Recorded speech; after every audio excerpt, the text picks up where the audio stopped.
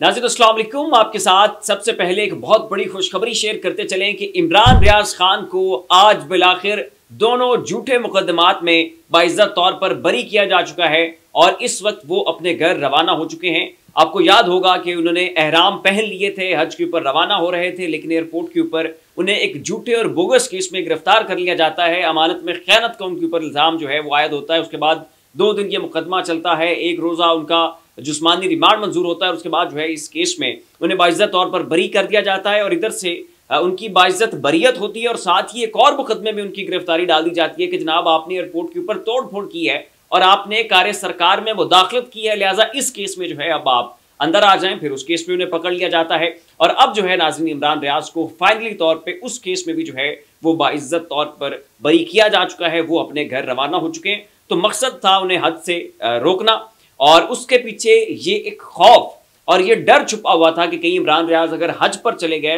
तो ये ना हो कि जनाब ये वहां से यूरोप चले जाएं या अमेरिका चले जाएं या वहीं सऊदीया में ही मुकीम हो जाएं और वहां से बैठकर ये व्लॉग करेंगे, अपना जो जर्नलिज्म का सारा काम है उसको वहां से बिला खौफ जो है वो कंटिन्यू करेंगे। इन लोगों को अब भी उसके ऊपर शक होता है कि वो किसी से डरता है। जो उसने यहाँ पे बैठ के कहना है वही उसने बाहर जाकर जो है वो कहना है। वो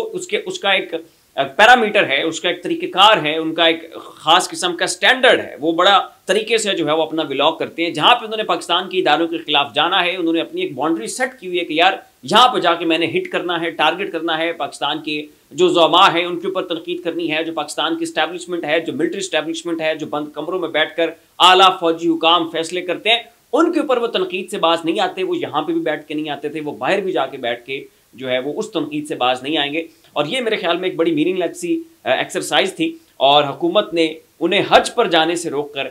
एक बहुत बड़ी ज्यादती की है, बहुत बड़ा जुल्म किया। 3 साल से वो शख्स मुसलसल कोशिश कर रहा है कि वो हज के ऊपर चला जाए, लेकिन किसी मरतबा भी उन्हें जो है वो हज के ऊपर नहीं जाने दिया गया। खैर अभी भी ये जो कंक्लूड हुआ है उनके खिलाफ ये सारा केस, उन्हें रिहाई मिल गई है। इसके ऊपर भी उनका यही कहना था कि मुझे इस दफ़ा अपनी इस गिरफ्तारी की सबसे ज़्यादा तकलीफ है और उसकी वजह यह है कि मुझे जो है वो हज करने की उस सादत से जो है वो महरूम रखा गया। नाज़रीन इस वक्त आप मेरे अक़ब में एक फ़ोटो मुलाहिज़ा फरमा रहे होंगे और ये फ़ोटो है नरेंद्र मोदी की तकरीब हल्फ बरदारी का और इसमें आप देख सकते हैं कि उनके सामने जो है वो इंडिया के बड़े बड़े ज़ोमा तशरीफ़ फरमा हैं, सियासतदान हैं, समाजी शख्सियात हैं और इसके अलावा और बड़े जनाब नामवर किस्म की बॉलीवुड शख्सियात जो हैं वो उनके सामने तशरीफ़ फरमा है। बिजनेस टाइकॉन्स बैठे हुए हैं, मुकेश अंबानी साहब अपने बेटे के हमरा जो है वहीं तशरीफ़ फरमाए और इसमें देखा जा सकता है कि जो इंडिया के आर्मी चीफ हैं वो जनाब को 15वीं 16वीं नशिस्त में जाके बैठे हुए हैं और ऐसे वो वहाँ पे जनाब बैठे हुए हैं जैसे कोई दर्जा चारम का कोई मुलाजिम हो जिसकी कोई हैसियत ही ना हो, जिसकी कोई वक़्त ही ना हो, जिसकी कोई वैल्यू ही ना हो, जिसको कोई बंदा जो है वहाँ पे वो अकोमोडेट करने की कोशिश नहीं कर रहा, वो नुक्कर में एंड पे जाके बैठे हुए और बड़ी मुश्किल से जो है उनकी शनाख्त हुई है कि जनाब ये जो है वो इंडिया के सिटिंग आर्मी चीफ है। तो इसके ऊपर नाज़रीन इस वक्त पाकिस्तान के अंदर जो है वो बड़ी तनकीद हो रही है। इस फोटो को बुनियाद बनाकर पाकिस्तानी निज़ाम को जो है वो उसके ऊपर तनकीद के नश्तर चलाए जा रहे हैं और उसके बड़े ऊपर जो है ना वो बड़े सटायर के ऊपर मबनी कमेंट्स किए जा रहे हैं और कहा जा रहा है कि यही फ़र्क है एक जमहूरी मुल्क में और एक हाइब्रिड रजीम में। और फिर बहुत दफ़ा सवाल किया जाता है कि जनाब पाकिस्तान पीछे क्यों रह गया, इंडिया इतना आगे क्यों चला गया। तो मेरे ख्याल में वो जो पूरा क्रक्स है, वो जो पूरा जिस्ट और खुलासा है और आप कह लें कि आप इस तस्वीर को अगर आप देखें तो वो सारे सवालात जो हैं वो समंदर को कूजे में बंद करने वाली सूरत हाल है और उन तमाम तर सवालात का जवाब जो है वो इस फोटो को देख के जो है वो हमें मिल जाता है कि हम बिलाखिर पीछे क्यों रह गए। इस वक्त नाज़रीन पीपल्स पार्टी और नू लीग के दरमियान हमें एक बहुत बड़ा डेड लॉक दिखाई दे रहा है और इस डेड लॉक की जो कहानी है नाज़रीन वो बड़ी हैरत अंगेज है। बज़ाहिर पीपल्स पार्टी ये कह रही है कि जनाब बजट आपने पेश किया है, आपने बजट के मामले के ऊपर पीपल्स पार्टी को एतमाद में नहीं लिया, हम आपके बहुत बड़े तहादी थे, आपने अवाम दुश्मन बजट पेश कर दिया, आपने अवाम के साथ ज्यादती कर दी, आपने ये जुल्म कर दिया, आपने जनाब जो है वो IMF की शराइत के ऊपर जो है मनवा नमल किया है, ये IMF फ्रेंडली बजट है वगैरह वगैरह। जनाब पूरी एक चार्जशीट जो है वो हुकूमत के खिलाफ पेश की जा रही है और ये कहा जा रहा है कि हम इस बजट का बायकॉट करते हैं और अब अगर उनकी जानिब से पीपल्स पार्टी की जानिब से ये बायकॉट होता है तो उस सूरत में ये बजट पास नहीं हो सकेगा और अगर बजट पास ना हुआ तो फिर शहबाज शरीफ साहब को जो है वो एतमाद का वोट लेना पड़ेगा और उसके बाद जो है उनकी हुकूमत जा भी सकती है। तो अब बज़ाहिर नाज़रीन जो चीज़ खुलकर सामने आई है और जो बड़ी आप कह लें कि अंदर की खबर है वो ये है कि पीपल्स पार्टी अपेरेंटली तो ये कह रही है कि जनाब बजट जो है वो अवाम दुश्मन है, इसमें जो है अवाम को रिलीफ दिया जाए। और उसमें मजीद आप ये देखें कि पीपल्स पार्टी के पास कोई तजावीज़ नहीं है। पीपल्स पार्टी जो है वो अपनी रिकमेंडेशंस और सजेशंस जो है वो हुकूमत के सामने नहीं रख रही है कि जनाब हमारे इस पहलू के ऊपर तहफ़्फ़ुज़ात हैं, या फलां चीज़ को आप ऐसे बेहतर तरीके से कंटिन्यू करें, या फलां चीज़ को जो है वो आप इस मामले या इस तरह से या इस तर्ज से देखें, या यहाँ पर ये बेहतरी ले आएँ, यहाँ पर अवाम को रिलीफ दें। ऐसी कोई तजावीज़, कोई रिकमेंडेशन, कोई सजेशन जो है वो पीपल्स पार्टी के पास मौजूद नहीं, और ना इनके पास विजन है। तो यहाँ सवाल ये पैदा होता है कि फिर पीपल्स पार्टी ने जो है वो चाय की प्याली में ये तूफान वो क्यों लेकर आए हुए हैं। तो उसकी वजह नाज़रीन ये है कि पीपल्स पार्टी ये चाहती है कि पंजाब के अंदर उनका जो वोट बैंक है वो ज़रा कमज़ोर है, और यहाँ पे उनके को फॉर्म 47 के मुताबिक कुछ MPs हैं जो इलेक्ट होकर या सिलेक्ट होकर आप कह लें कि असम्बली के अंदर पहुँचे हुए हैं। तो पीपल्स पार्टी की यह मुतालबा है कि उन MPs को अरबों रुपए का तरक्याती बजट दें, उनको फंड्स मुहैया करें ताकि वो अपने अपने इलाकों में तरक्याती काम करवाएं, और उससे पीपल्स पार्टी का वोट बैंक मजबूत हो और नून लीग जो है उसका वहां पर खात्मा हो जाए। और मजीद पीपल्स पार्टी ये चाहती है कि पंजाब के अंदर उन्हें एडजस्ट किया जाए और वहां पर कुछ जनाब जो है ना बड़ी खसूसी किस्म की वजारतें उन्हें मिले,